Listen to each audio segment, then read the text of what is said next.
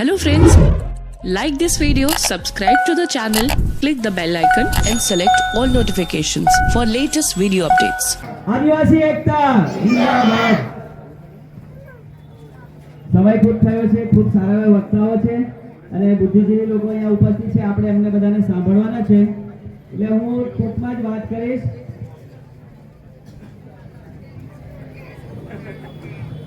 દુનિયાના બધા જ લોકો ભેગા થઈને નક્કી કર્યું કે ખરેખર જિંદગી જીવવી હોય તો આદિવાસી જેવી જિંદગી જીવવાની, બાકીની જિંદગી એ વેચાતી લીધેલી જિંદગી છે એવું લાગ્યું એ લોકોને. મેં ટૂંકમાં વાત કરું એટલે આપણી જે જિંદગી છે, આદિવાસીઓની લાઈફસ્ટાઈલ છે, જીવવાની પદ્ધતિ છે, દુનિયામાં સૌથી વધારે મહાન છે અને લાંબુ જીવડાવે એવી છે.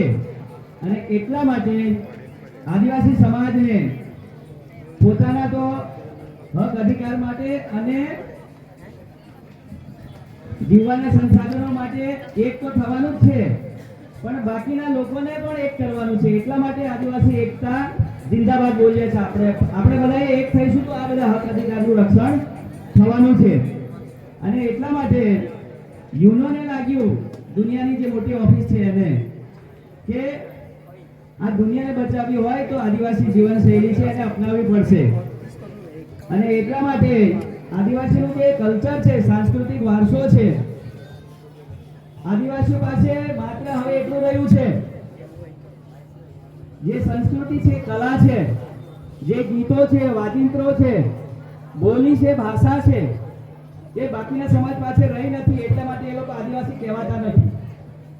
અને એમાંના આપણામાંના પણ કેટલાક છે જે લોકો આપણને, આપણી સંસ્કૃતિને, આપણી બોલી ભાષાને, આપણા રીત રિવાજને, આપણા તહેવારોને, આપણા વાજિંત્રોને ગણતા નથી અને મોટા થઈ ગયા એવું મનમાં લઈને ભૂસું લઈને ફરે છે. એ લોકોનું જે આખો વિચારધારા છે એ વ્યક્તિવાદી વિચારધારા છે, એકલાય આગળ વધવાની વિચારધારા છે. જ્યારે આદિવાસીની સંસ્કૃતિમાંથી એ બહાર આવે છે કે આપણે બધાને સાથે લઈને ચાલીએ છીએ. તાળેથી તાળી ઉતારીએ તો બી થડમાં આપણે તાળને આપીએ છીએ, ભાઈ મેં એક ટોપલી ભરીને હેઠી ઉતારી તો એક છાંટો પણ તમને આપું, તમે મને જીવડાવો છો. ઘરની અંદર દરવાજા આપણા આટલું કાણું હોય છે કૂતરા બિલાડા માટે અંદર આવવા જવા માટેનું. એ આપણી સંસ્કૃતિ છે. ગામમાં કઈ સુખ દુઃખનો પ્રસંગ હોય સાથે મળીને કરીએ છીએ. તો આ જે સંસ્કૃતિ છે, મહાન સંસ્કૃતિ છે અને એને ટકાવી રાખવા માટે થઈને વિશ્વ આદિવાસી દિવસની ઉજવણી થાય છે અને દુનિયામાં આનો ફેલાવો થાય. દુનિયા આપણામાંથી આ શીખે અને એટલે ભાઈઓ બહેનો બધા સાથે મળીને નાચે કૂદે. બેન હોય, વહુ હોય, માં હોય, દીકરી હોય, બધા સાથે એક સાથે જોડાઈને રમે. મને આ જ વિસ્તારના એક દિવાસાનું મને ફેસબુક પર કોમેન્ટ હતું, મેં અમુક મિત્રોને વાત કરી હતી. ન છૂટકે મારે બોલવું પડશે. આ યુવાનો માટે મારે ખાસ કહેવું છે. મને યુવાનો ગણતા કઈ નહીં, પણ તમે જે યુવાનો છે થોડું શીખવાનું છે. ધનુભાઈ ઘણું કીધું છે, મેં વધારે સમય નહીં લઉં. એક બે છોકરાની માં પણ BMW લાગે છે એવું લખ્યું હતું. એ ખોટી વાત છે. અરે BMW ની આદિવાસી સંસ્કૃતિ BMW છે. કારણ કે ભાઈ બહેન સાથે જેટલા બાળકો હોય, દાદા દાદી સાથે બધા ભેગા મળીને રમતા હોય. એની જોવાની જે દ્રષ્ટિ છે એ ખોટી છે અને એ દ્રષ્ટિ આપણામાં જ નથી આવી. એ તમે મોબાઈલમાં જોઈને શીખો છો.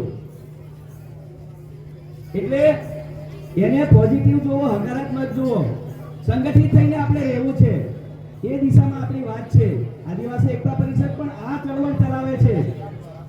કોઈ ભેદભાવ નથી. આદિવાસી શબ્દમાં જ ભેદભાવ નથી. એટલે આદિવાસીને જ પૂજવાનું, આદિવાસીની જ ભક્તિ કરશો, પ્રકૃતિની ભક્તિ કરશો તો જ ટકવાના છે. બીજી કોઈ ભક્તિ ટકાવે એમ છે નહીં આ દુનિયામાં. હવાની પૂજા કરશો તો એ તમારું રક્ષણ કરે, પાણીની પૂજા કરશો તો એ તમારું રક્ષણ કરે, તમારું પેટ ભરશે, તમારી તરસ મિટાવશે. અનાજની કણિક કંસરીની પૂજા કરો તો એ તમારું પેટ ભરે, તમારું જીવન ટકાવશે, તમને જીવાણી રહેશે. સૂર્ય ચંદ્ર છે એની તમે પૂજા કરો તો એ તમને ટકાવે છે. બીજા બનાવી બેઠેલા કોઈ સંપ્રદાય, ધર્મ, રાજનીતિ વાળા પણ કોઈ ટકાવી શકવાના નથી. અને રાજનીતિ માટે મેં તો તમને એમ કહું છું, હું કર્મચારી છું, કોઈનો વિરોધ નથી કરતો, પણ રાજનેતાઓ પાસે પણ આપણે માંગણી કરવા જઈએ છીએ. મને હેન્ડપંપ આપો, મને આ યોજના આપો, મને આ રસ્તો કરી આપો, મને કૂવો ખોદી આપો. એ લોકો ક્યાંથી લાવે ભાઈ? અહીંયાથી ખોલીને એટલે ખાડો કરીને અહીંયા પૂરે, પછી પાછું શું કરે, બીજો આવે તો બીજે ખાડો કરે અને બીજે પૂરે. જોવે. તમારી પાસે બીજું છે નથી કશું. આ પ્રકૃતિ છે તે આદિવાસી સમાજમાં છે, એટલે એમની પાસે કોઈ અપેક્ષા રાખ્યા વગર આ જે સંસાધન છે, કુદરતી સંપત્તિ છે, એને બચાવી લો. અને એ બચાવશો તો બધા આપણી પાસે આવશે અને એ લોકોને આપણે આપીશું, માંગીએ નહીં. હા, પાછી અને શૂટિંગની બધી વાત કરતા હતા. ગ્રામ સભાને બધો ઠરાવાયો. મને બ્રહ્મદેવ શર્મા, બીડી શર્મા મને યાદ છે. એ આના ગ્રામ સભા આપણા ગામમાં આપણું રાજ, પંચાયતી રાજ એક્ટની જે વાત છે, સંશોધનની સાથે હું પણ શીખવા માટે જતો હતો. જોયું છે 1992-93માં. આ તો 96માં આવ્યું અને એના અધ્યક્ષ દિલીપસિંહજી ભુરિયા હતા. ત્યારે આ ગ્રામ સભાની જે વાત આવે ને, એ પણ આદિવાસીઓમાંથી લીધેલું છે. ભાઈઓ, એ લોકો ઉપરથી લાવેલા નથી. કારણ કે ગ્રામ સભા એ આપણા આદિવાસીઓ જન્મે આપણો સમાજ રચના થઈ ત્યારથી ચાલે છે અને એ મહાન ગ્રામ સભા છે. પંચાયતી રાજની ગ્રામ સભા નહીં.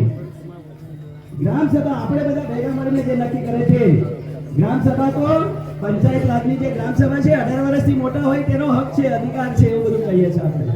પણ આ તો જન્મે ત્યારથી ગ્રામ સભા જેમાં ભાગ લે એ ગ્રામ સભા છે, સર્વોપરી છે. અને એટલે તો ના લોકસભા ના વિધાનસભા સબસે ઊંચી ગ્રામ સભા. અને એ ગ્રામ સભા છે એ આપણું કલ્ચર જ છે, એને ટકાવી રાખવાની વાત છે. મેં વધારે ન કહેતા, પરિવાર બધાને આપકી જય, જય જોહાર, જય આદિવાસી, આદિવાસી એકતા.